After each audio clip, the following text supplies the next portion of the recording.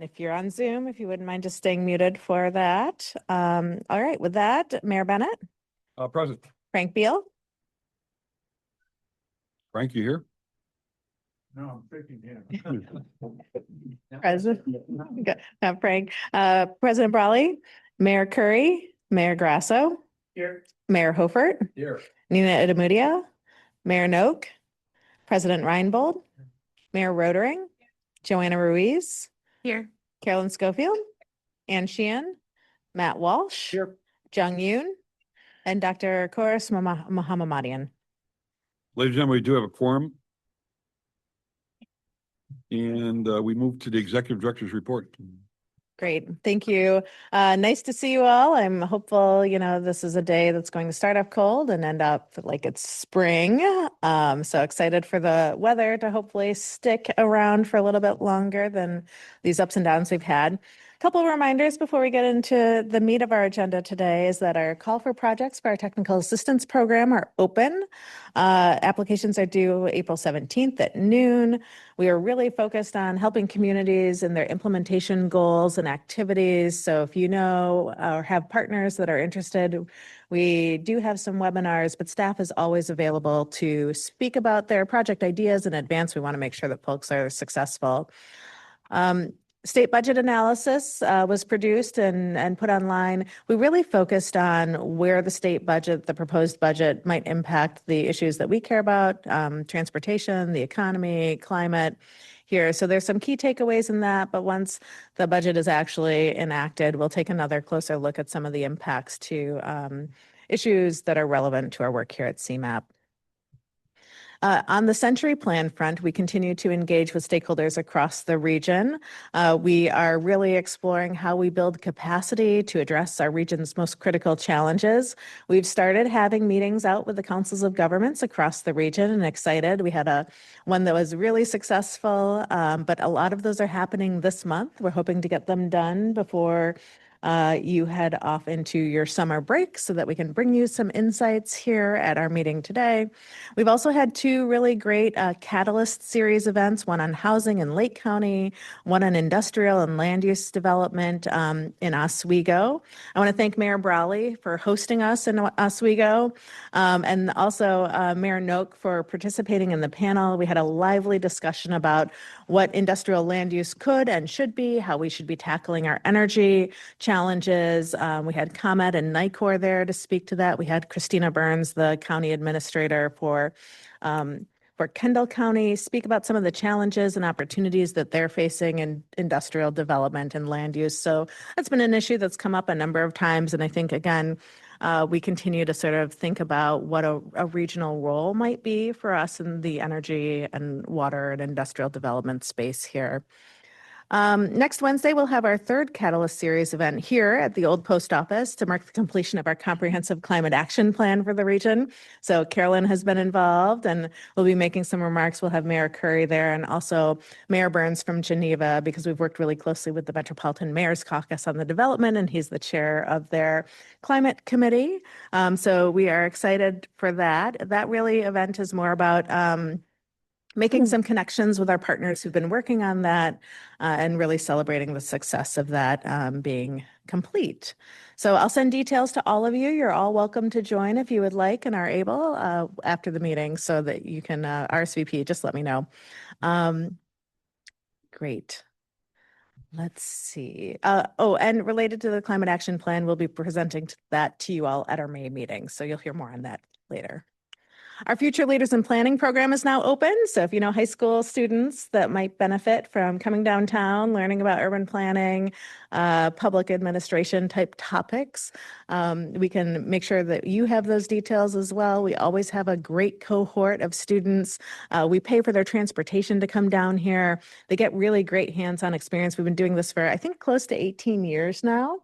And one of the great benefits that I've seen is it's a micro benefit, but as we think about the talent and pipeline of students into professional careers that deal with the public sector, we've had many of those students, even though it's 25 or 30 a year, actually come back and share with us. They've gone to school for public policy, for urban planning, gotten involved in housing issues.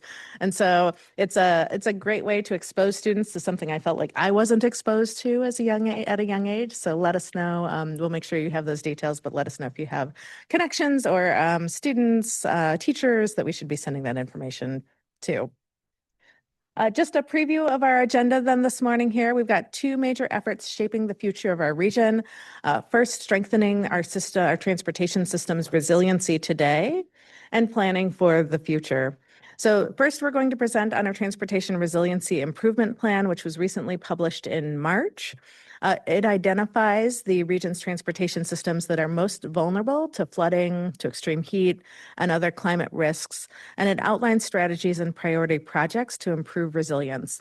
It really positions us to be a leader, to think proactively about the investments that we're making sure that our infrastructure continues to stay ahead of some of the challenges that we are projecting to see here in the region.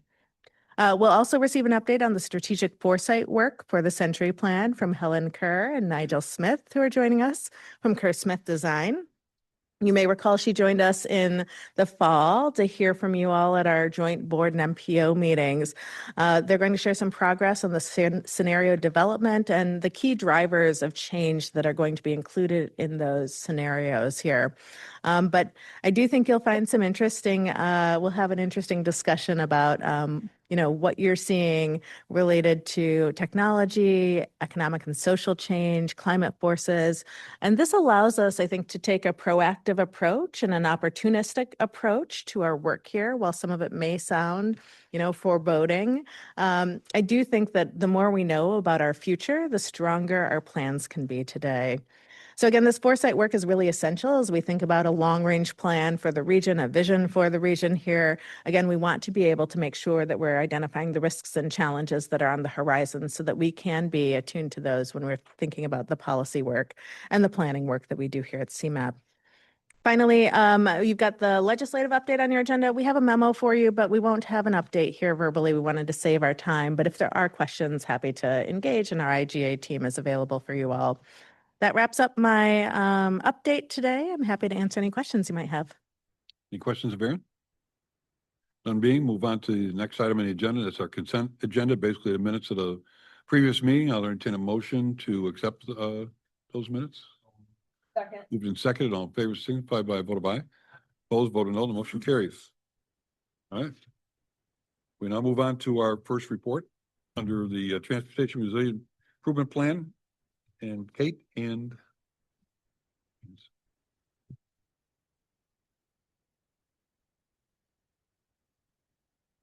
Good morning, everyone. My name is Kate Avasic, and I lead CMAP's Climate Resilience Program. And I'm really excited to be here with you today to present our first regional resilience plan for the region, which is called the Transportation Resilience Improvement Plan, which is a bit of a mouthful. So we also have been referring to it as TRIP. And this plan was published just last month, and it was created in collaboration with regional partners in order to chart a path forward for long-term climate resilience. This plan is really essential, as we've seen the costs of severe weather and climate change really accelerate in our region and across the state. The chart shown here shows us the number of billion-dollar disasters associated with flooding and severe storms across Illinois. And since 1980, we can see that while we've had some years without these extremely costly disasters, the orange line shows us that the trend is without a doubt increasing. In fact, since 2008, the state has not seen a year without a billion-dollar disaster, and in 2024 alone, we've seen a record number of 10. And if we look more locally, in the past 3 years, the region has experienced 3 federally declared disasters, flooding disasters, with individual storms dumping up to 8 inches of rain in less than 12 hours. Federal assistance for these events alone has exceeded $500 million. And that doesn't include all of the uncovered losses borne by residents and businesses.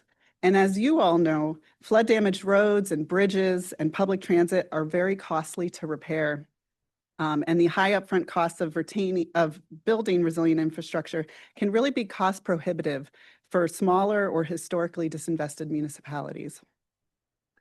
The challenge is really that our region and our communities have been built for on the assumption of a stable climate. We've designed our infrastructure, we've defined our flood zones, and we've written our building codes by looking back at long-term averages instead of considering what has become the uncertainties that lie ahead. But the fact is that flooding and extreme heat impacts are expected to intensify, which really underscores the need for coordinated action to both prepare the region for these climate challenges and reduce the greenhouse gas emissions that drive them.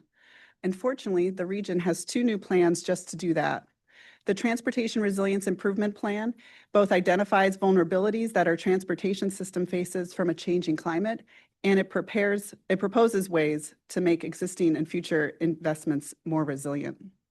And then we have the Comprehensive Climate Action Plan, which reinforces these strategies by charting a path to dramatically cut greenhouse gas emissions. Together, they will help the region advance ambitious and necessary climate action to future-proof our communities. So what is TRIP? It's the region's first roadmap to advance resilience through planning and decision-making at CMAP, transportation agencies, and across local governments across northeastern Illinois.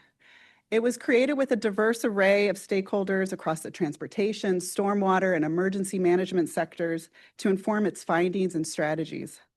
It focuses on our transportation system, providing data and tools to help implementers and communities understand and anticipate future uncertainties, like climate risks to our road, bridge, and transit assets. And it compiles priority projects that were identified by regional stakeholders, regional implementers, as well as strategies to advance regional resilience, strengthen our transportation system, and increase safety and quality of life.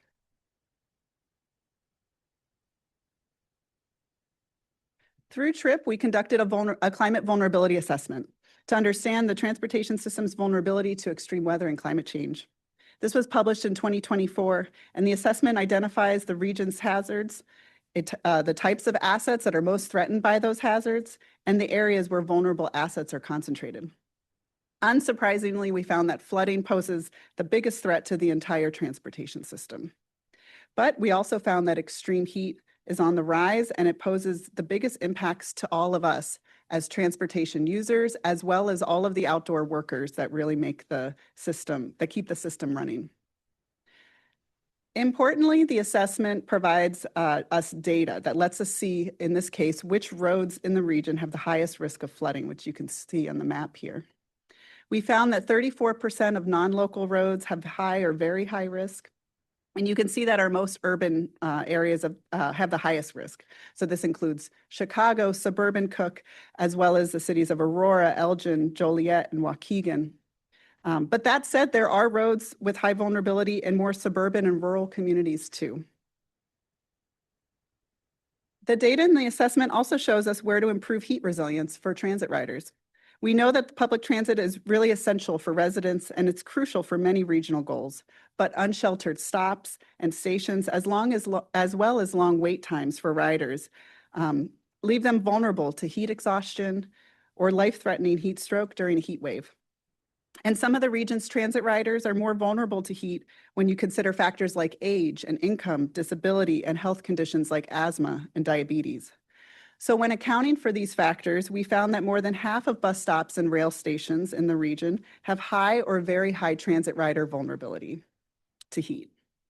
And so like the flood data, urban areas of the region have higher heat vulnerability than less urban areas, with higher concentrations in Chicago's south and west sides, south and west Cook, as well as Aurora, Elgin, Joliet, and Waukegan, which really aligns with long-standing inequities in marginalized and underinvested communities.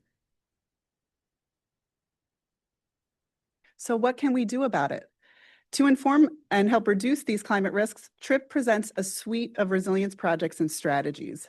The plan contains the first ever regional resilience project list, which is made up of 64 projects identified by partner agencies, with over half of the projects already programmed in the Transportation Improvement Program. By being incorporated into TRIP, these projects are more competitive for National Protect grants and eligible for a reduced cost share. CMAP then further refined the list to identify the 20 highest priority projects to help the agency and the region focus support for potential project funding and coordination. Another exciting aspect of the plan is the recommended strategies to reduce climate impacts today and in the future. So we have 21 project strategies that call out different structural and nature-based interventions that could either be incorporated into transportation projects or serve as standalone projects. These will help us educate implementers on different ways to build resilience and will also serve as a reference list for CMAP and other partners to use when evaluating whether a transportation project incorporates resilience improvements. TRIP also lays out 27 organizational strategies to help CMAP and implementers advance resilience within their own work. And this includes aspects like building capacity, embedding resilience into plans, updating the standards that we use to design infrastructure, and more. TRIP certainly creates tremendous opportunities for both CMAP and partners across the region. So we're first taking stock of where we have those areas where there's momentum already. For example, TRIP's goals and strategies really form the basis for resilience considerations in the Regional Transportation Plan and will be considered for the Century Plan as well. CMAP staff are actively updating the resilience factor that's used to evaluate projects for the STP Shared Fund, and those are improvements that could apply to other programs as well. We're actively also designing an implementation plan that will prioritize strategies where CMAP can play a lead role, and we're seeking input from partners around how we can best serve the region to support efforts that are already underway in communities. And lastly, this plan will also get CMAP out in the region. Staff will share how TRIP data and strategies can be used by local governments and community partners. So I'll close with this ask here. If you see opportunities for us to engage with your community, let us know. We're really interested in working with you and your staff to see how the data and the strategies in TRIP can be used to help make better decisions in terms of long-term investments and long-range planning. So thank you. Go ahead, Mayor. Thanks for this report, and I so appreciate the recognition of what's going on throughout the region. I represent Lake County, and so we've had tremendous issues with stormwater management, as you showed with the picture. One question that I had was, is there any opportunity to coordinate with Wisconsin?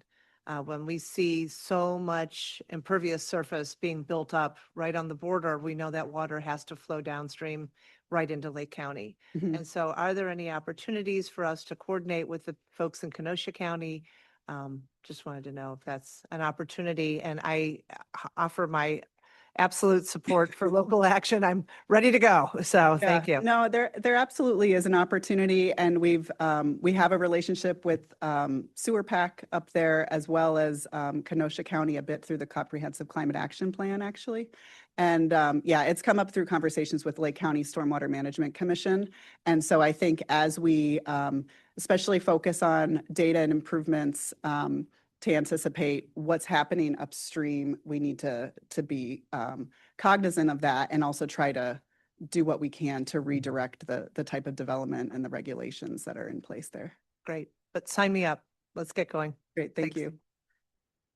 Well, I think this is fantastic. Is it's been a topic. It's very timely in this consideration of why it's so important that we engage locals in educating them, and why they're so much important in being a part of the solutions, because they know the realities of the changing environment on their sites, and we help educate them. But why it's important that we continue to educate people, our communities, about lot coverages, recharge zones, all these type of things, and why that plays into all development types, and why it's critical that locals continue to have control over that and influence over that, because they understand the realities. They understand, we should certainly never want to go backwards in the way that we address flooding and the realities that we're now facing with changing environment. So, we're in a unique area. We have to also deal with things like, endangered species and in the way that that integrates into it too. So I think this is fantastic. I look forward to seeing more on it. And it's another testament to the good work this group does and why it's important that we engage with the locals. So. Which is going to lead me to a comment kind of similar that, nothing's, obviously we don't look at things in silos, and certainly the Century Plan, as or the prior plans, about a comprehensive integrated plan for all issues that face the region. Getting to the point of housing, which obviously is very topical right now. And when you look at, the changes in climate and what, certainly in Cook County, what the MWRD has done to work on the issue of flooding, creating an ordinance that requires X number of detention and retention areas within the development of housing. The problem we have now with existing housing, let alone new housing. My point is that it has to be integrated. The issue right now is, well, housing is a priority, but there's so many other issues, and certainly this is a major one that would affect local control, local zoning, that it just can't happen on its own. I mean, it has to be integrated into the total plan. And the message, I guess I'm getting to a message here downstate on this housing issue. It's not a silo. It's not, we understand it's a problem, but it has to be integrated into other things, including open lands, including parks, which also deal with quality of life issues that we want to try to provide a community. So if CMAP, again, addressing the issue of housing, it must also fit into the bigger picture of what else, all the other things that are involved in development of in progress and consideration of how municipalities grow in the future. Those are very serious and pertinent issues for us to understand, to educate those who don't know what goes into local planning that we're involved in. So I throw that up because it's topical right now, and again, everybody's looking at a singular issue, but it involves much more. And certainly water management is a critical issue as to whether or not we regulate or how we regulate housing in our communities. Mayor. Thank you for the presentation. You mentioned 20 projects in the presentation. Are these projects that have already been identified, or are you looking to do 20 projects? Yeah, they are identified on our list. And so we actually received 64 projects. So the long list is 64. Those were identified from regional implementers. And then we went through a scoring process to try to tease out a top priority set of projects, which we're referring to as highest priority. But the truth is all of the 64 are top priorities, okay. Or high priorities for communities. And like I said, half of those are already within the transportation improvement program. And so we were able to flag those as projects that really would have a resilience benefit, have a resilience component to try to make them more competitive for federal or state funding. Okay, thank you. Do you have a map that identifies geographically where these different projects are, the 20? We sort of do. That could be shared. Yeah, Okay. some are long, they're varying degrees, but yeah, we do have coverage across the region. But yeah, that's something that we could share. That would be helpful. Thank you. Great. Appreciate it. Thank you, sir. One follow-up question, and actually apropos to what you were saying about housing, we recently realized that our floodplain map wasn't matching up with FEMA's, and so we're going to take action to adopt FEMA's. I wondered if within the region you've seen a change based on the hydrology. Has more water more rapidly been changing the topography in terms of where the floodways and floodplains are? Yeah, it comes down to more rain falling. And so that rain has to take up more space. And so it's increasingly what when talking with experts in the field, they're looking at the 500-year floodplain. So the 1 in 500 chance flood as a better representation of that real river and stream flood risk. And so that was something that we did incorporate within our vulnerability assessment here. And CMAP has also been updating our flood susceptibility index. And that was a change that we made there as well. Because the FEMA maps they're known to be outdated. They're using older rainfall values that we know don't represent the storms that we see today. And so that's where that difference lies. So are those available then to municipalities? Because if we're about to shift, I would rather use CMAP's data than an outdated FEMA map. Well, The problem is, Mayor, is that we have to abide by the federal FEMA maps so that we can't supersede those, but they are available. They are available. I'd like to have that problem, right? That additional data is crucial. Back to your earlier point, who wants to start building in areas where it's going to be underwater? In Thank fact, you. just the opposite, but really, the principle being the opposite here, because it appears that more open lands, more detention areas, more stormwater management has to take place, Mhm. which again could conflict with housing. So that, the two.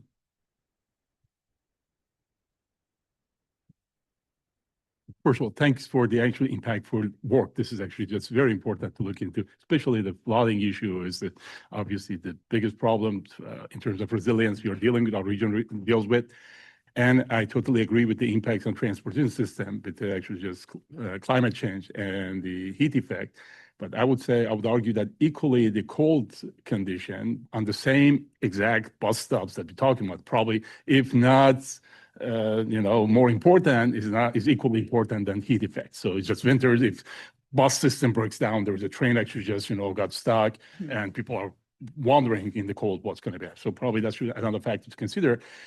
I would also suggest to look into as a result of this climate change, the number of tornadoes we see in the region keeps increasing actually every year. And power lines getting down, so houses, people losing their connection to the electricity for a few days till they get restored. And we need to look into the resiliency of the region for loss of electricity access as well. yeah, Couple of suggestions. really great point. Just a small point, because you mentioned it, and it's a point of personal passion of mine.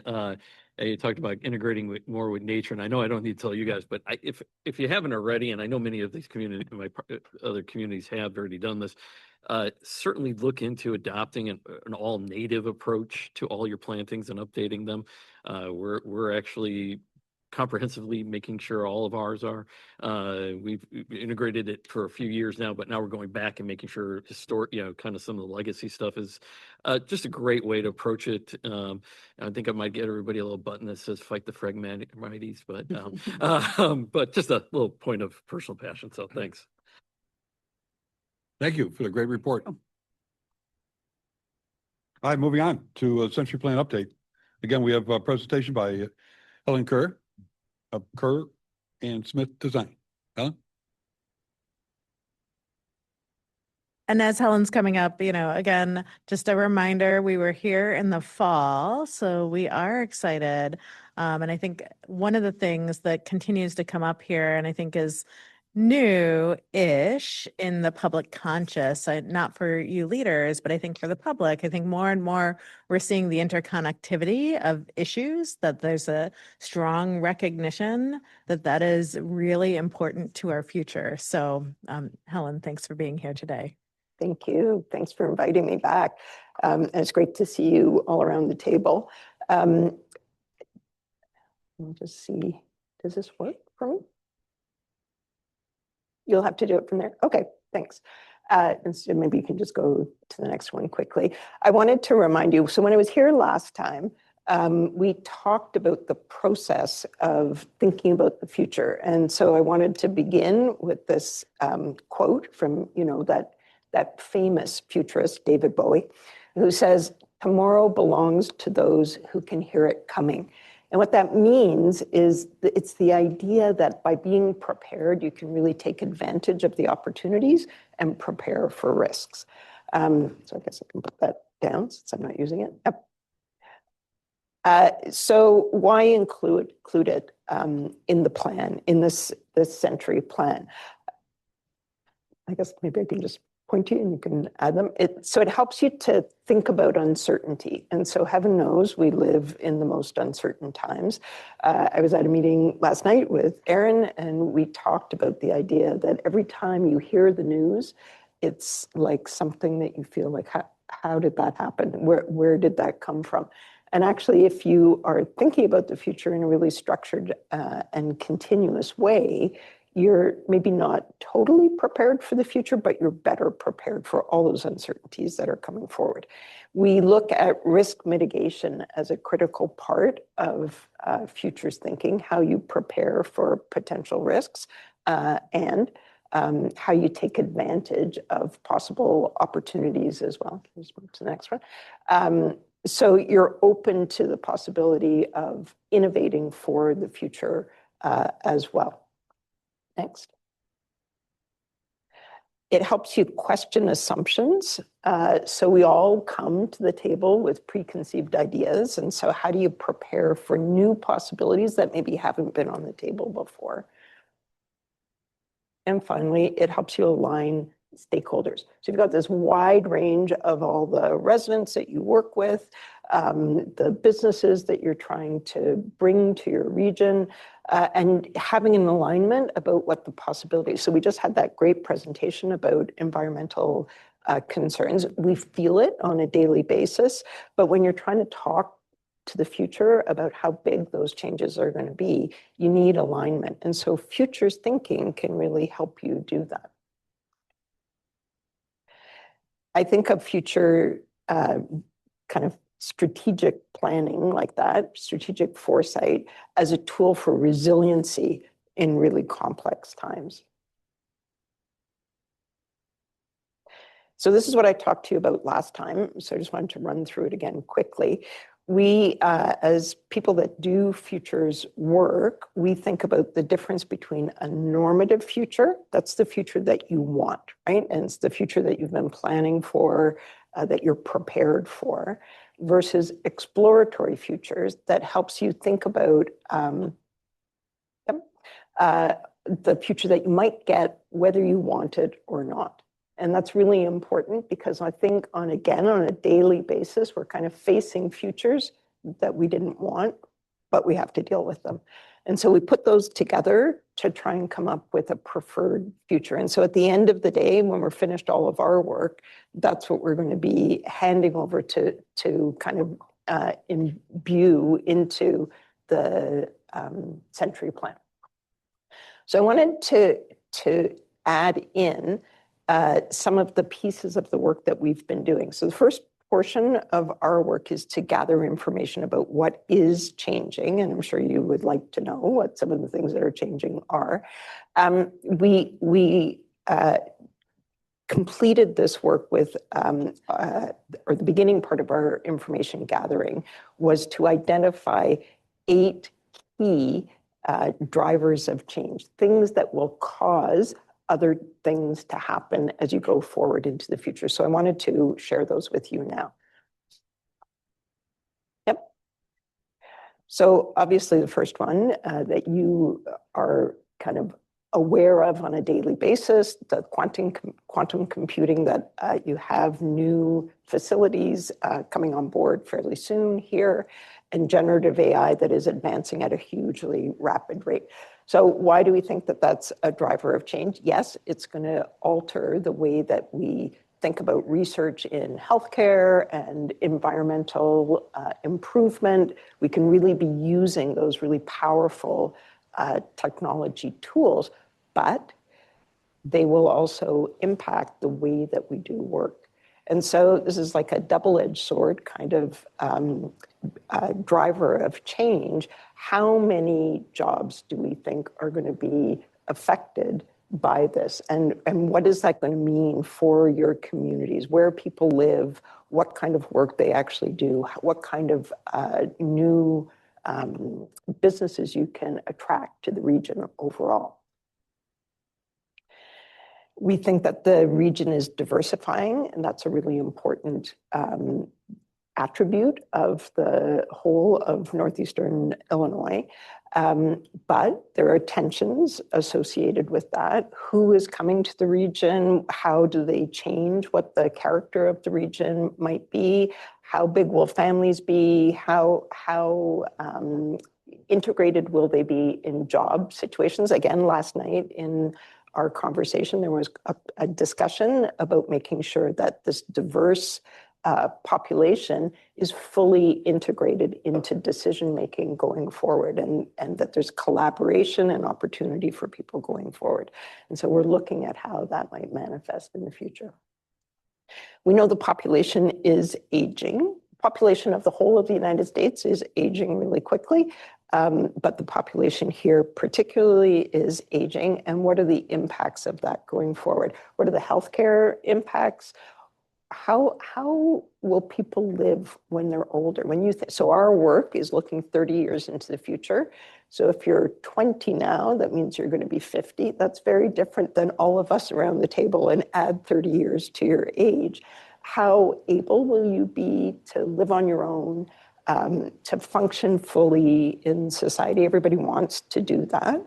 But we know that it's difficult. There's a huge sort of crisis of loneliness, and it's not only young people who are feeling lonely and isolated, it's also older populations. So in the UK, they actually have developed a whole ministry of loneliness to take care of people who are aging. And so what will happen here? We know that there's economic fragility, so businesses closing. As businesses are trying to adapt to those technology changes that I talked about at the beginning, we know that will have an impact also on small businesses, but also large businesses. And so how are we going to cope with that going into the future? And that will drive some of the changes for the region as a whole. We also know that that's on a global basis. And so you can't isolate yourself from what's changing globally. And so how will that manifest here as you go forward? So this one I'm going to talk about in two ways. So global unrest. So again, on a daily basis, we see that there's conflict happening, but how is it manifesting on a local basis? So what is it that people are upset about, that they're polarized in their understanding of how things move into the future? And so increasingly, people are expressing that with real anger at a local level. So if there's conflicts at a local level, does it need to sort of erupt into really violent manifestations of that? And so it's really something to be watching for.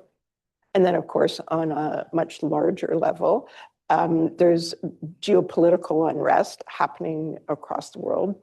We're involved in it, and it's also affecting us. So, you may not be the ones that are out there working, trying to mediate a conflict situation, but it's going to affect here. The costs for geopolitical conflict are huge, and they will affect budgets at a federal level, which trickle down to here. And the environmental impacts of that are also huge. And so they will also manifest here.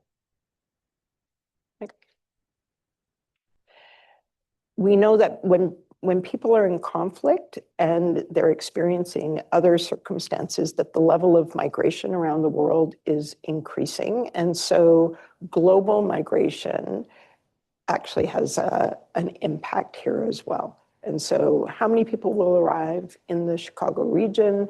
How will they be treated? So at the beginning, I talked about a changing kind of face of the region. And so this level of global migration will also increase that. But it also means that when people arrive in crisis, they need to be taken care of and attended to. So you were talking about housing before. Will there be enough housing for everybody that arrives? Will there be the care and food that they need? And so what does that mean? Will there be jobs for people? And so all of those things together, you were talking, Chair Bennett, about, you need to have the multiple, not siloed thinking. We live in an age of what is called polycrisis. And so what that means is you can't just attend to one of those things at a time. They are happening simultaneously, and you really need to be considering how they affect one another. So when you have climate issues and you have conflict happening and they're intersecting, that can be really problematic, and we need to be prepared for that. Last one. Oh, so that one missed. I'm not sure why, but we had a whole presentation about environmental precarity. It's going to get worse, I'm sorry to say. And so those issues need to be not just a little bit taken care of, they need to be majorly considered as you go forward. I talked a little bit about the environmental emissions of war that's happening elsewhere in the world. Those don't just stay in that location. They change the atmosphere, they change the conditions overall. And so we need to be prepared for that. Yep. Okay, so just to let you know where we're at now, we completed semi-structured interviews with people around the whole region to try and get a perspective that was specific to the region, not from the whole of the United States perspective, not from a global perspective, but what's happening here. So we conducted those interviews. We have run a couple of workshops to try and get perspective. We asked you guys to add to that conversation too, and we used that information. We compiled those 8 drivers of change, things that will cause the future to be different.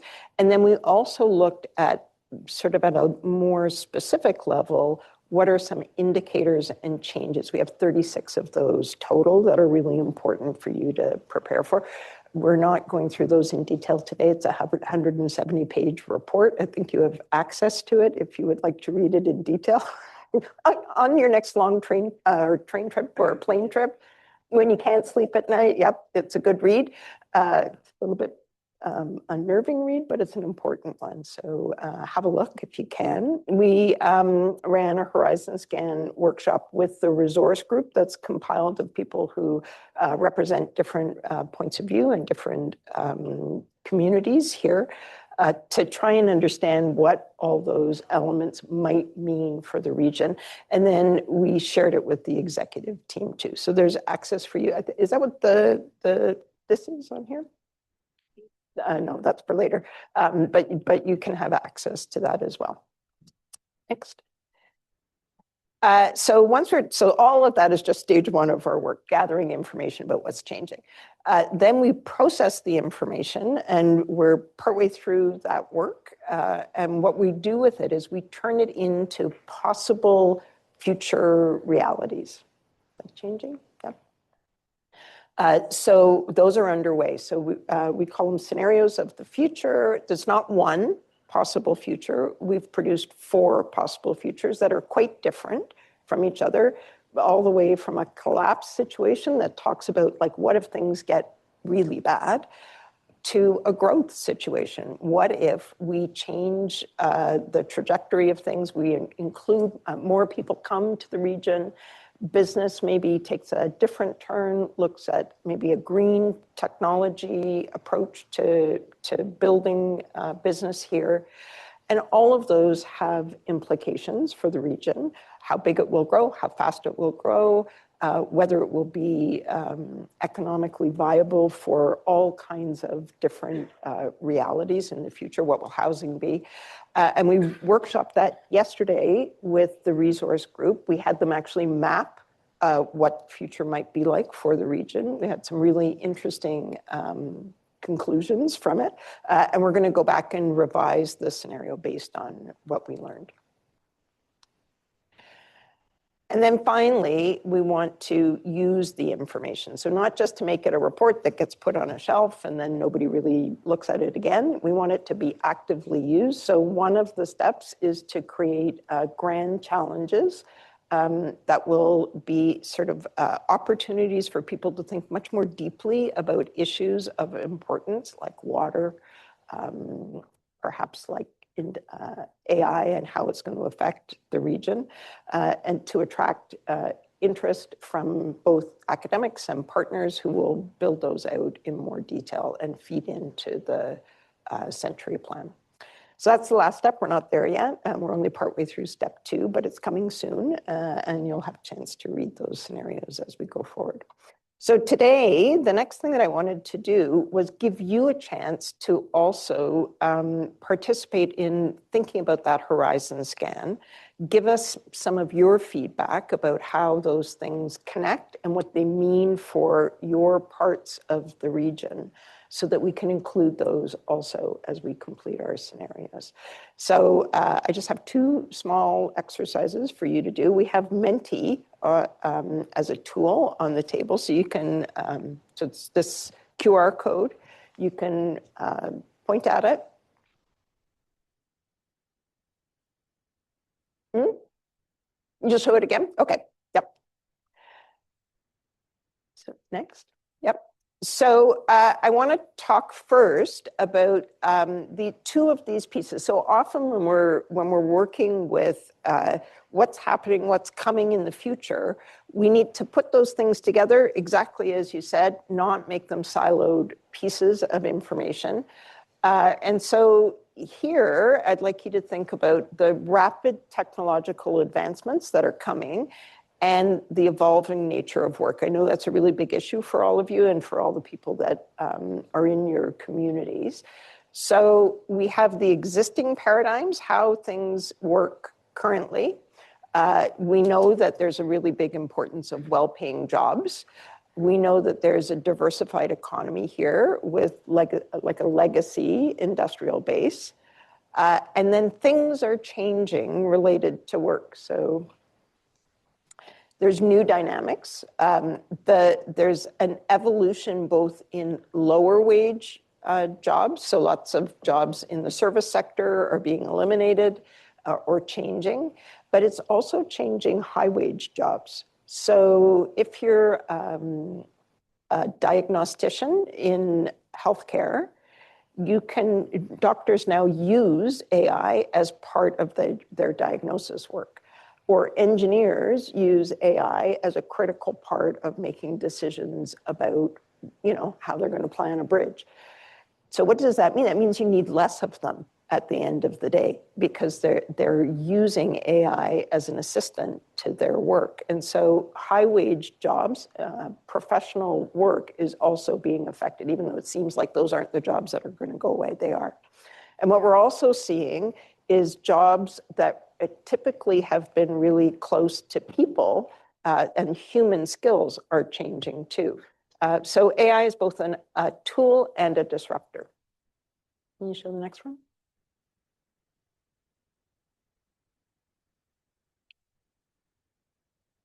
Yep.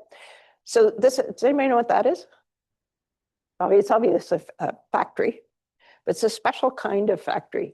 It's called a dark factory. And what it is, it's a way for a factory to work without lights, with minimal kind of atmospheric control. It doesn't have to be decorated in any way. It can be made really less expensively. Doesn't need very many people, doesn't need a parking lot all around it. So it works in the dark and can work in really smaller quarters because you don't need space for people to safely work between it. It can run with just a couple of people as a huge factory. So how does that change all those jobs that in the past have been high-paying unionized jobs in factories that do manufacturing? Next. We know that these are some of the statistics that are coming out. This is from a report from just last month, looking at how many people feel that AI might take over their jobs. It's a big emotional concern for workers right now, and so worthwhile for you to think about also. The estimates are 59 out of 100 workers will need some kind of retraining for their jobs just in 4 years. So 2030 is not far away, it's coming up fast, right? And so the jobs today that aren't being taken over by automation or digitization are physical work that requires like hand skills or human trust work that requires that you have somebody to assure you about something, or accountability where you have like the authority of something. But all three of those categories are also beginning to be altered by artificial intelligence. So the example that I used yesterday was bricklayers, handwork, right? but there's a company in Japan that's developed an automated bricklaying machine, puts up a brick wall in a minimal amount of time perfectly. And so what happens when all those kinds of trade skills that really require on hand competency suddenly have been replaced, right? Changes things. It's way faster for the builders, way cheaper for the builders, not so good for humans, right? And same thing with human trust and accountability, right? So we were using blockchain as a way to make sure that things are correct. And accountability means that, you know, if you have an AI improvement with that, it may not require you to have a person to make sure something is correct. Yep. We also know that women and men are affected differently. So there's a higher proportion of women that are likely to be affected by AI. So 8 out of 10 female typical jobs are going to be impacted. Lots of those jobs are in the service sector, and many of them are being replaced. And so what are we going to do about that, right? If women who have entered the workforce in such a huge way and are an important part of the equalization of society suddenly are more impacted by technology. Yep. Okay, so how are these going to affect Northeastern Illinois? So this is your big chance to use your Menti, but what we'd like to know is, so first, make sure that your Menti is working. I don't know how to make sure that that happens. I don't know what they're supposed to do. Elizabeth, can you help me with that? Everybody on? Okay, so what we want to know first, on the good side, which sectors might experience gains? Like for which sectors is this likely to be a beneficial improvement in Northeastern Illinois? And so you've got a series of choices here: construction and utilities, manufacturing and industry, transportation, professional and business services, education, healthcare, arts and entertainment, food service and hospitality, or other. So which do you think the top ones are going to be beneficially impacted by automation, digitization, AI in your world? Do we get the responses quickly? Is it there? Oh, so you got, so is this the root? Okay, so you guys think that construction and utilities are going to be beneficially impacted? Is that just because I told you about the bricklayers? Overall. Healthcare and social services also likely to be beneficially more job gains, and transportation and warehousing will be beneficially impacted. Okay, so how as a place are you going to prepare for that? So if you're going to have many more people working in those areas or businesses being attracted to this area, what do you need to do to prepare for it here? What are the kinds of things that will need to be in place to make sure that that happens for you? And I'll throw out some starting ideas. What about energy, right? What about housing? What about transportation? So how are you going to make those changes? And I think these, you can type in some responses here. Yep.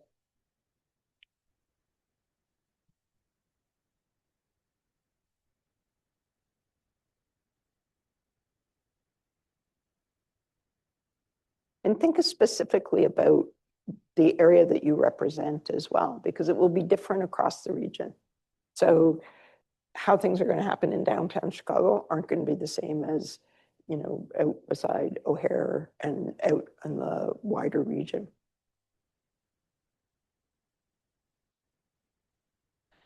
So I'm just going to start to share some that as a region, you're going to need to provide more skills training. That's pretty important. So maybe, is that through, are you thinking that's through universities and colleges, or is that different? How do you imagine that? Anybody? Not sure. There needs to be investment money. Sorry, did somebody answer? No? There needs to be investment money. you need to be a leading American energy. What does that mean? Okay, top skills training is necessary, affordable housing, public transit. Can you tell me about that a little bit? Who added public transit? Anybody? One of you put it in, two of you put it in. Would you mind turning your mic on? Thank you.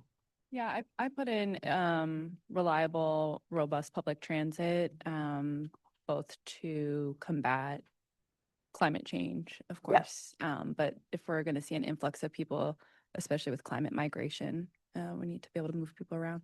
Yep. And energy is expansion. Who added that? Want to talk about that? Well, energy was one of mine. I think in order to attract businesses to the region, we have to be a leader in energy in order to make sure that they can run their businesses as well as to have their employees have reasonable and affordable energy as well. Yep. And especially if you're thinking about advancing technology, it's a huge user of energy. And so the whole conversation about having adequate, reliable energy, I think is so important. It's a really good point. So I'm going to go back to skills training because several of you talked about that. What do you mean by skills training? What do you think that the region needs to be taken care of and how? 5 of you said that. Isn't exactly mine, but I did have training in there because I feel like as you talk about the integration of AI and just advancing just with the trends that are emerging. I mean, AI is one of them, and thinking of it doesn't necessarily need to take away jobs, but your job needs to evolve in order to accommodate into that job. Yeah. So that just would be one example. So that's a really good point. Yesterday, when we were meeting with the resource group, one of the people there was talking about how she had been working with young people who were asking, who were talking to leaders about the use of AI in government. And so government was talking about it and saying, you know, we are doing some integration of AI. And the students said, I want to work for a place that doesn't use AI at all. And she was so shocked, like, why is that? So this, like a little bit of backlash against it and not wanting to even be prepared. So an interesting kind of dichotomy. And how do you deal with that when it's going to be kind of infused? You want to add? No? Okay. All right.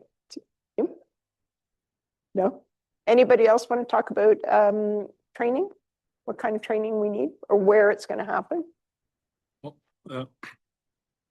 I think we need to train people. Well, there was a saying that teaching old dogs new tricks. So basically, we need to train people to use the AI tools or anything actually comes with AI tools to how to better do their jobs better or just how to actually utilize it. This is I'm a faculty, by the way, actually, just as part of the group.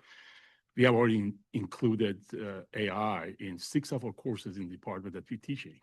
So that means that we're training students to not only just use, well, up to now, they've been using AI to cheat, to prepare their homework. Yes. Now we change that, the way that we evaluate their homework, the way we just take tests. We change that. We now bring the AI, how to learn better, how to actually just exercise better, and how actually just solve the problem, how to design things better. And this is what they're going to be doing. Yeah. So that's I think that's going to be the trend. Yeah. We have to educate people how to optimize, their skills using AI. From the beginning. So at the really junior level, at a university level, and in jobs probably too, right? And so what's the role of government or government agencies as part of that too? Are you incorporating it into what you do? And are you preparing people? Okay, so that's the first half of my question. The second half of my question is, where do you think there might be job losses? So again, there's a series of choices for you there. And if there's other, we can talk about that too, because we know it's both sides of the coin.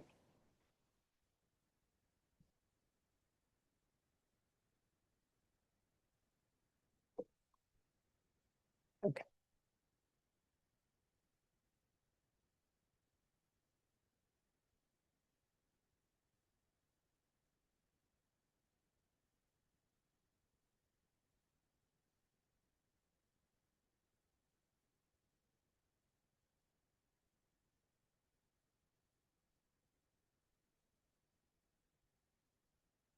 Everybody had a chance?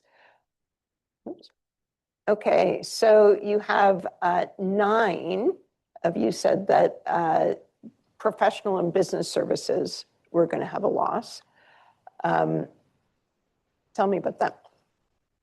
I'll jump in on that one. I think any industry where knowledge is the currency is going to be easily replaced. And I'm a lawyer, and we're going to have a lot less need for lawyers going forward. Totally. A lot less need for accountants and consultants. So I think, especially at the entry level position, Yep. I think there'll always be a need for experienced people. I think the problem we're going to have is that once clients stop paying for junior talent, we will stop hiring junior talent, and then you're going to have no mechanism to train people as time goes on. Yep. So that is a real, and it's already starting, right? Yeah, it's a real concern. And so, you know, a lawyer or a doctor or an engineer or an architect or all those other high-paying, well-paying jobs, there's not a pathway to get to the high end anymore, right? So what does that mean for you, for all the expensive housing that people like to have in their region? What does that mean? I think you're gonna have winners and losers. Totally winners and And losers. if you see what's even going on right now in this country, we're already in that trajectory. Yep. So how are you going to prepare for that? So I'm just going to quickly go through the other ones here. So professional and business services, and the other high one was education. So when you said education, do you mean like elementary school education or university education? Both? Yeah. And I think, so I put that one because if you look at traditional, I was thinking more just traditional education. Yep. I think it needs to evolve from the standpoint of, you know, as you just mentioned, when you don't have those, the normal trajectories that you're seeing today and paths, and you kind of get more of this, the gig economy is, you know, what you can't use a regular traditional educational path. You need to do more of that skills development, which I guess is educational in a different way, but it just needs to be rethought of. Yep. Absolutely. And the people that deliver that education currently are pretty well paid. So in both cases, those are high paid positions that you won't have as many of. So winners and losers for sure. But what does that mean for the region? So think about that. Like, do you think that there's going to be a change in your areas based on the fact that there will be fewer people who are those high earners? There's lots of very, very high earners, but that middle piece likely to be less stable. What's it going to do to your region? Well, we have already seen the changes that already started. We see that schools are opening up that totally rely on actually just an AI as teachers, replacing teachers with AI. It was in news just a couple of days ago here in Chicago. We here at UIC are just see that our enrollment in computer science is declining just so rapidly that it's computer science. I'm looking actually just the application for next fall. It's cut to half compared to what we had last year. Wow. And last year was actually just way less than actually the year before that. Wow. But people are now coming to traditional, you know, engineering programs. Our programs, civil engineering, mechanical engineering, and electrical engineering are gaining. People are coming to fundamental actually just programs. So there's going to be some gain and lose, you know, someone. And then there is going to be, people are questioning the value of the actually just the degree. Yes. What I'm getting with that. Yeah. And so we need to actually just, there should be a shift in just learning skills rather than just gaining a degree. So those are the changes that we see in the market. Wow, that's a really dramatic change in a short amount of time, eh? Wow. So do you want to add any other, what do you need to do to prepare for the losses? So if you can add some in, because we'll keep those answers, and then we can have more of a discussion. I think this region is well prepared because of the diversity of job opportunities, right? Yeah. So I don't know if any of us can predict where all the winners and losers will be 5 years from now. You know, if we did, we'd all be very wealthy because we could probably buy the right stock. But I think having a diverse workforce, a diverse business base is probably our greatest strength. Yep. And, you know, one of the meetings we had, you know, a couple months ago, we talked about how, I can't remember, but not one business take up more than 10% of the region, right? So I think we're very well positioned to be part of the winners and losers category. So.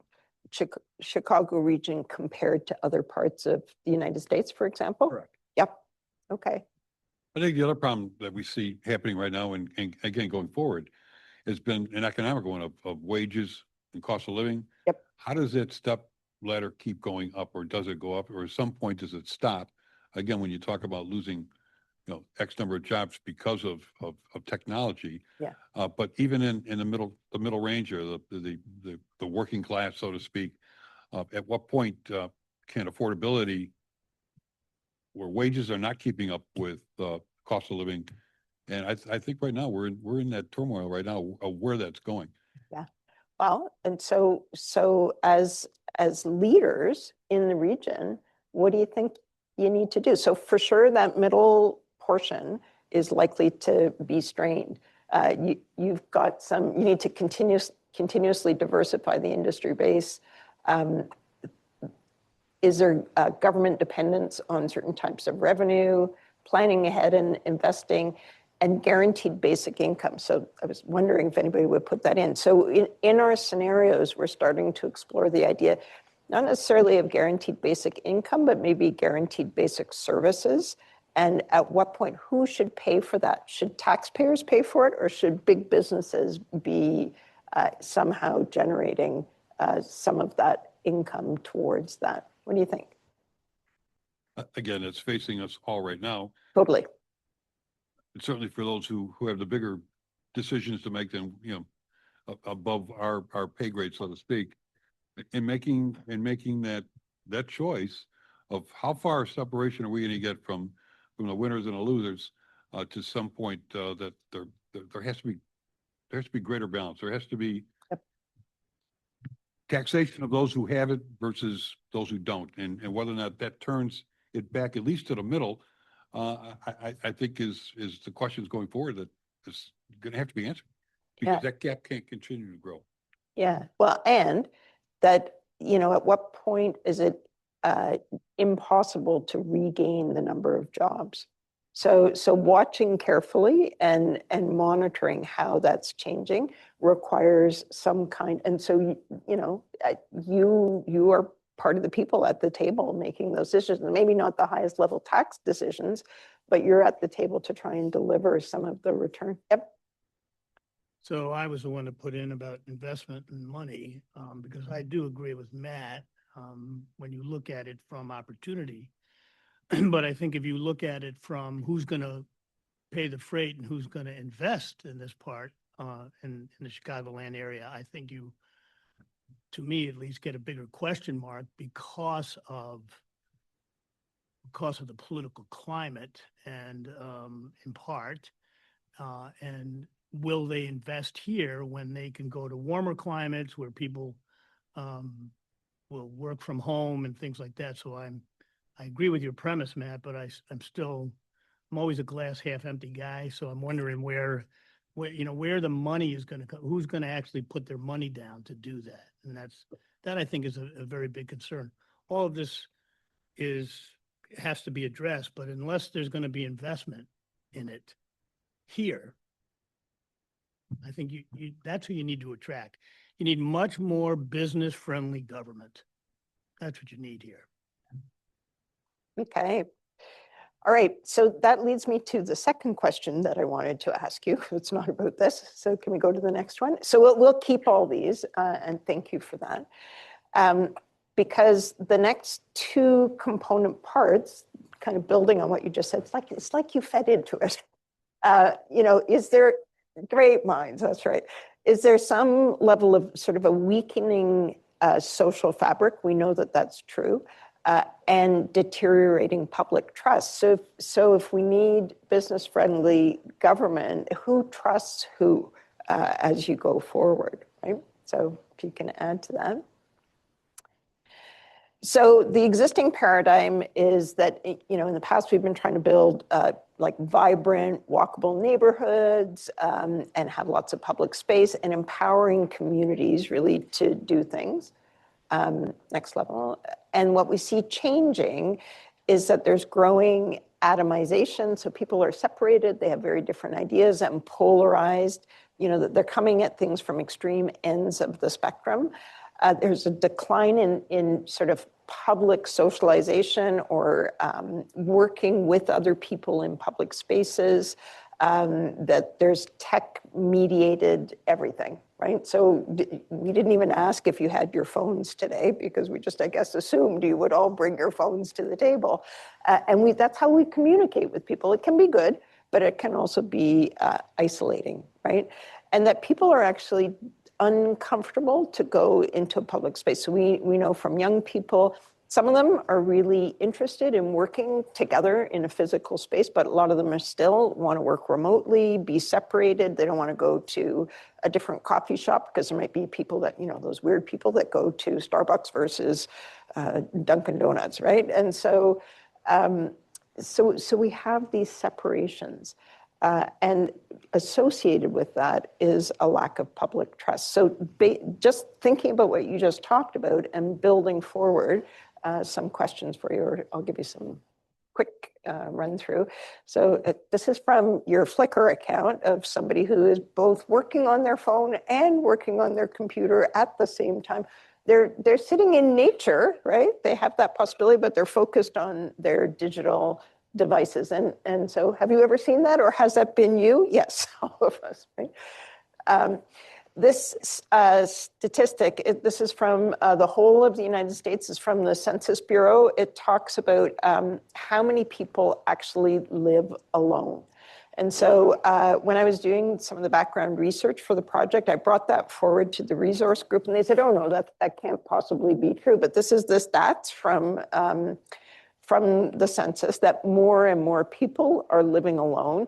And the proportion of those who are 65 and older is also increasing, partly because we have an older population, but that they're living alone. And so what does that mean in terms of isolation? It's really a growing issue that we need to be concerned with. Yep. And so just the sense of like, how are we taking care of people's mental health? Are they getting the care and attention that they need?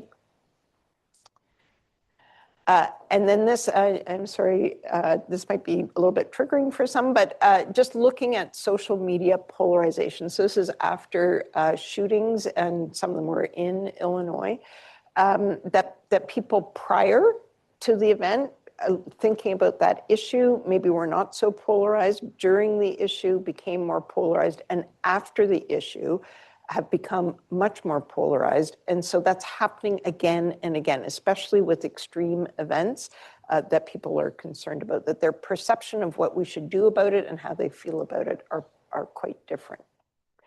And so the question for you now is, if the population of Northeastern Illinois is different and they see the world differently, how might that manifest? So do they have to use a different code for this one? Same one. Okay. So who might be the most impacted by some of the shifting dynamics in the region? Seniors, families, youth, newcomers, others? Like, who do you think that really is going to be most impacted by that?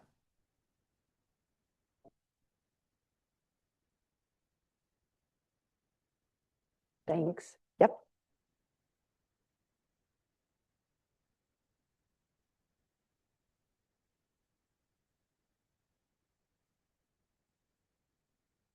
Yeah, so we know that that is true. Yep, okay, thank you. We know that young people are particularly impacted by what's going on around them, that they're thinking about them. So, to your point, we've got to train people. They don't think that they have job prospects ahead. They are intensely using their social media and devices. They have increasingly concerns about mental health.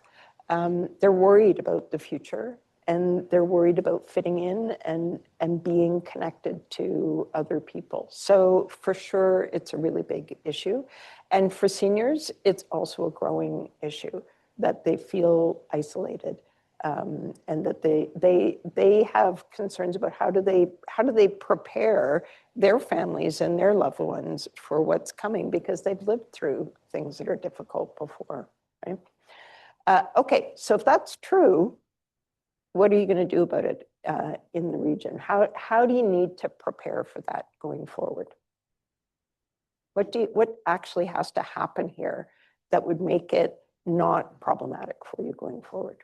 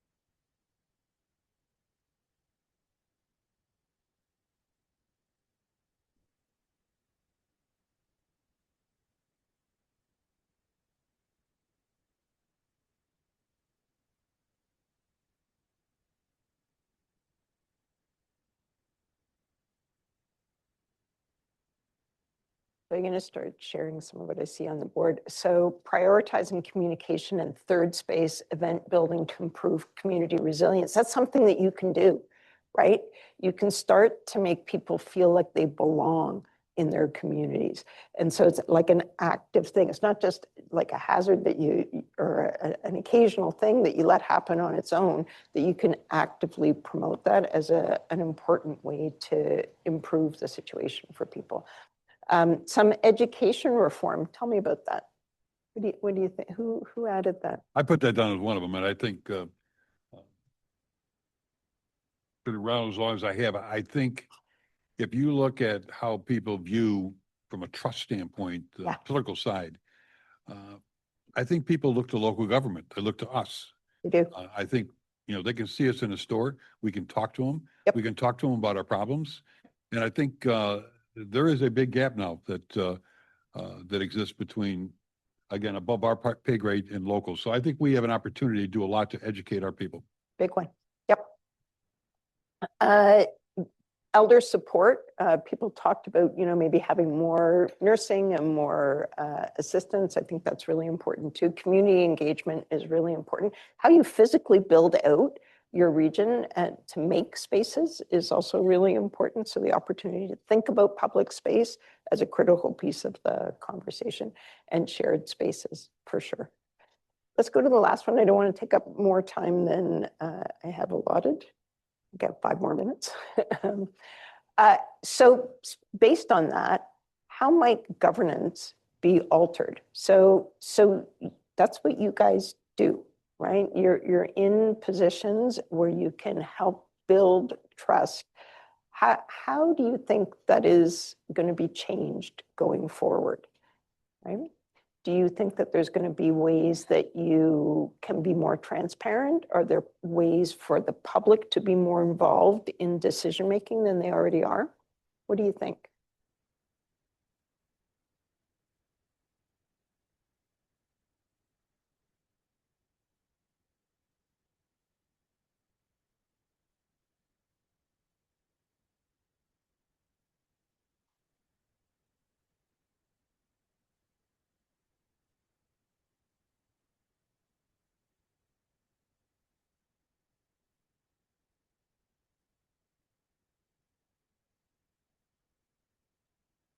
Lead through example. That's a good one, right? convincing those who have power to make change.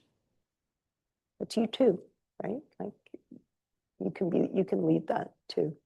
Improving opportunities for engagement with neighborhood meetings, advisory group participation, and include youth. Yeah, for sure. So again, last night, so we were talking about the future and that young people today are going to be like the middle-aged decision makers tomorrow. And so how do you get them involved now to be part of that conversation? But it has to be an active engagement. More opportunities for public input and promoting and supporting projects that provide community connections, all really important, right? Anybody want to comment on what they put up there? Yep. Mine was the lead through example. And then I just feel like that's just creating divide right now when we're just telling people what to do and not actually doing it. And it kind of goes along with the collaborating and listening and then actually finding solutions. These days, governance is just about telling people what to do and then not actually doing anything and not listening and finding ways to make them feel more comfortable with that government that they're living in. So I just kind of enough said on that one. Well, but it so mirrors what we talked about last night with this group of business leaders and community leaders who said collaboration, yes, but don't just talk about it. Let's put it into action and let's sort of be the change in a way and be visible about it. And saying, let's collaborate, but do what I tell you to do. Yes.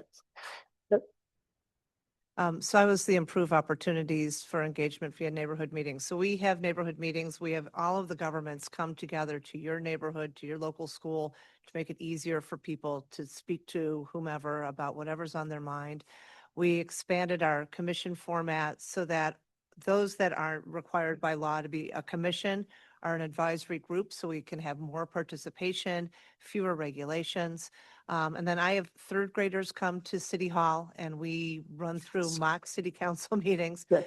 And I've been mayor long enough that I now have those third graders as high school students that I'm putting onto city commissions because I want them to develop that habit of engaging. So our running joke is we have 30,000 people, 90,000 opinions, and we don't take it personally and we don't take it negatively, but we embrace that as an engaged community and we appreciate that they care enough to get involved. Yeah, that's fantastic, right? Yeah. Anybody else? I thought I saw another hand. Yeah. So it's information. Mayor, if you wouldn't mind using the microphone for folks online, thank you. So as information has become more readily available to everybody, right? You know, when you go to see the doctor, I'm not saying we're smarter than doctors, but you know a lot when you get You there. bring it with you, yeah. And in the past, it was, you know, I can remember my mother, right? You know, well, this doctor knows it all and don't question it. Well, now we question things, right? Everything. And what do you think about going this direction versus that direction? Nobody ever used to do that in the past. So last night we had our village board meeting and we talked about native plantings. And there was probably 15 or 20 people in the audience that were way more educated than any of the staff, any of us on the board. Yep. And I learned a lot from them. And we were going to make a decision and we decided to hold off on the decision. So that's where the public input comes, you know, it's valuable. Yeah. It's always been valuable, but it's even more valuable today because people are educated. Yeah. And care. And they care. Yeah. Yeah. So those are really great responses. Thank you. We're completing our scenarios. We can include some of this thinking. So as I said, we're going to produce 4 complete scenarios that will describe using systems thinking, how all these pieces connect together and what they might look like. I tell you now that they are not all happy outcomes. They're intentionally provocative so that you can use them as testing grounds for your strategies going forward and to be part of the century plan so you have really fulsome ideas. I will turn it over to you now. Thank you very much. It was very engaging and enlightening. It was. And I think, Helen, there was one thing that you shared with me last night that I thought was particularly compelling about businesses who think about foresight and Yes. scenario planning. Yeah. So this fellow so an academic, has done a great bit of research following 70 companies that used strategic foresight and then comparing them to their peers. And companies that use strategic foresight outperform their peers by 33% in profitability and 200% in market capitalization. So there's a very good incentive for business to use it. The same needs to be said about regions and cities that also use strategic foresight. It's really beneficial as you think forward. Thank you. Thank you again. Yep.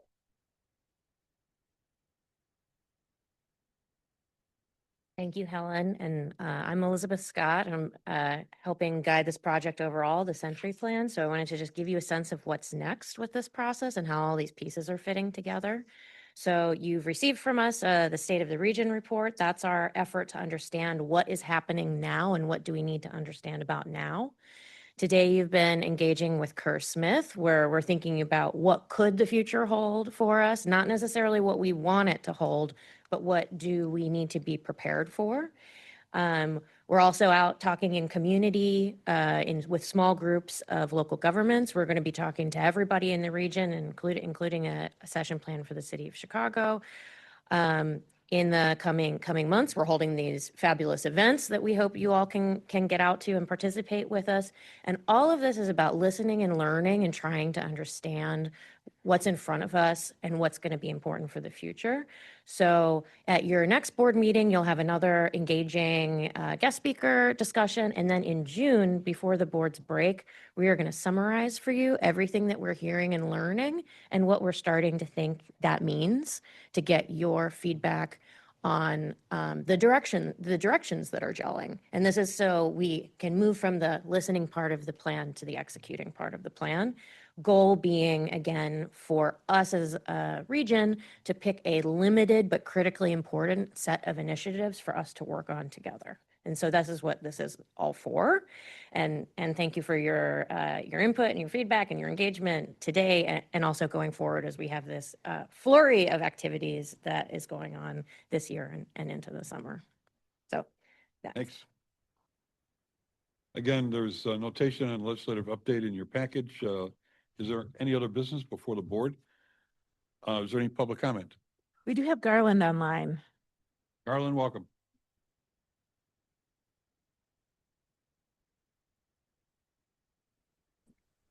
How you doing, everybody? Very good, Garland. How about you? All right. Hey, I just wanted to make sure after I heard about the focus group, I hope did you also make sure that the ADA got involved in it too? Do a lot of helping them out too with the research and see what's going on, especially when, like one time when me and Heather was living in Des Plaines and it was snowing that time coming from Des Plaines City Hall. The business people there did not even shovel or salted down the sidewalks. And that's why I had to push Heather in the wheelchair that time in the snowy part. It was at night when we was going back on home from it. I hope the business people will be well prepared for, especially snowy part that, or otherwise, like they said in Des Plaines, they'll be fined for it. And I hope the other business area in different counties will be well aware of it because they don't understand about how bad the snow is going to be. And also too, I heard about the flooding too, because every time when I hear about the flooding, it always affects the locations of it, including on the south sides and other communities too, under the viaducts where the freight or the metro is. So I hope CDOT is working on every communities. If there's going to be some big flood, like more rain coming, I hope they're going to be extremely well prepared for it because God forbids, because we don't want anybody not to die, especially when there's a lot of flooding out there or stranded out there, or otherwise they will use the word lawsuits coming. So I hope they'll be extremely well prepared for it for the next batch of rain coming. So make sure that they are that they are in full preparation for it. And also to just making sure that the ADA is well aware of what you're doing. So educate them more, even how to translate to them so that they can understand if they can't speak clear English, since I know English is always a barrier for them, but how to communicate or use transparent on them to make sure what is what. So that's all I have to say. If you have any suggestions or comments, I'll be glad to hear from y'all. Thanks, Garland. It's, we appreciate you highlighting these issues, and we have been engaging disability communities as we think about both the infrastructure side of the equation, but also as we think about the future and the needs. So we really appreciate you continuing to raise that. Thanks. And I'll be back in the Chicagoland area on April the 20th, especially for my mother's memorial. So trying to set a date for it. All right, thanks. All right. The executive committee will meet immediately after this meeting. With that in mind, I'll entertain a motion to adjourn. Move to second. All in favor, signify by using manner. Motion carried, meeting adjourned. See you next month. See everyone next month.